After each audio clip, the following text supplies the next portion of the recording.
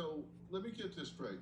You're saying that the major beverage companies, food companies, all of them, are bribing the scientists, bribing the regulatory agencies to endorse their formulas, their ingredients for food, to say that they're good, say that they're okay.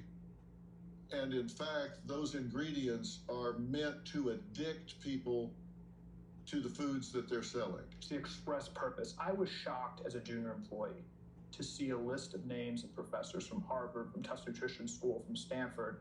And as a junior employee working for the food companies as a consultant, I steered money to those schools. The food industry funds nutrition research in this country 11 times more than the NIH. We were loath to find a nutrition researcher who's not directly paid with a direct consulting agreements bribes, and their research is predominantly funded by the food industry.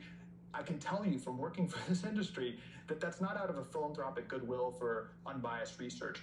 The food industry is spending hundreds of millions of dollars on nutrition research to enhance their bottom line. It's to normalize these addictive foods. Okay, so you say added sugar for 2-year-olds. So these cereals that they might eat that have all the cartoons on the front of them and that sort of thing, you're talking about the same mantra for a drug dealer. The biggest drug addiction crisis and drug issue in the country by far is the ultra-processed food industry.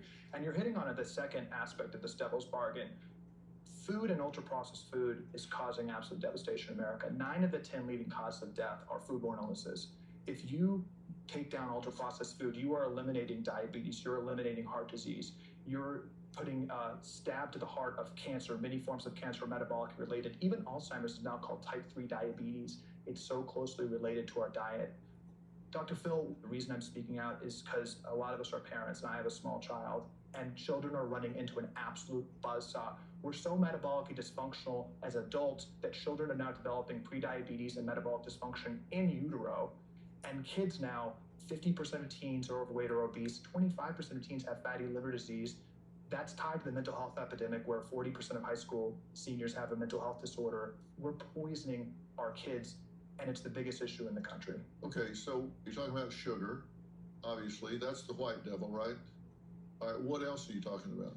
I call it the unholy trinity of ingredients in ultra-processed food. You've got added sugar, you've got seed oils, you've got highly processed grains. All 3 ingredients are essentially invented just 100 years ago and were not evolutionarily made to handle. At one time, they were proposing a tax on sugar, and you're saying they bribed organizations to fight against that and get it defeated. Yeah, this is the third step. So we're getting really sick because of ultra-processed food, and then the food industry and the pharmaceutical industry, which profits from being sick, absolutely rigs the debate to make this normalized and obfuscate the problem and frankly blame the American people instead of the system itself. So we at Coke paid the NAACP, prominent civil rights groups, to say it was racist to take away food stamp funding from Coca-Cola. Today, the top item purchased on food stamps is sugary beverages.